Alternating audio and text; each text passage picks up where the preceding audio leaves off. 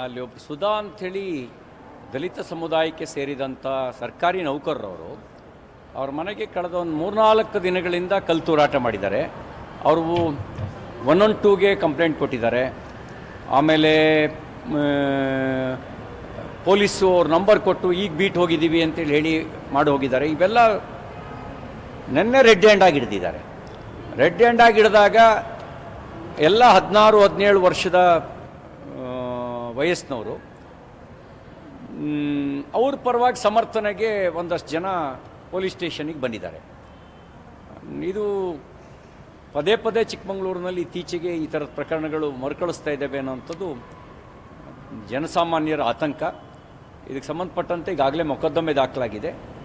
ಅವರು ಯಾರ್ಯಾರಿದ್ದಾರೆ, ಯಾವ ಉದ್ದೇಶಕ್ಕೆ ಇದನ್ನು ಮಾಡಿದ್ದಾರೆ, ಅವ್ರ ಉದ್ದೇಶ ಏನಿದು, ಒಂದು ವಾರದಿಂದ ಒಂದೇ ಮನೆಗೆ ಕಲ್ತೂರಾಟ ಮಾಡಿದರೆ ಹಿನ್ನೆಲೆ ಏನು, ಇದರೆಲ್ಲ ಅದರ ಸಮಗ್ರ ತನಿಖೆಯಾಗಿ ತಪ್ಪಿತಸ್ಥರ ಮೇಲೆ ಕ್ರಮ ಆಗಬೇಕಾದಂಥ ಅವಶ್ಯಕತೆ ಇದೆ. ಮತ್ತು ತಪ್ಪು ಮಾಡಿದವ್ರನ್ನ ಸಮರ್ಥನೆ ಮಾಡಿಕೊಂಡು ಬರ್ತಕ್ಕಂಥದ್ದು ಸೂಕ್ತ ಅಲ್ಲ. ಅದರಿಂದ ಸಮುದಾಯಕ್ಕೆ ಕೆಟ್ಟ ಹೆಸರು ಬರುತ್ತೆ. ನೀವೇ ಎಲ್ಲ ಅವ್ರನ್ನ ಚೂ ಬಿಟ್ಟಿದ್ದೀರಿ ಅನ್ನುವಂಥ ತಪ್ಪು ಅಭಿಪ್ರಾಯ ಬರುತ್ತೆ. ಈ ತಪ್ಪು ಮಾಡಿದವರಿಗೆ ಕಾನೂನು ಕ್ರಮ ಕೈಗೊಳ್ಳುತ್ತೆ. ಅದಕ್ಕೆ ಮಧ್ಯಪ್ರವೇಶ ಮಾಡೋ ಕೆಲಸ ಮಾಡಬಾರ್ದು.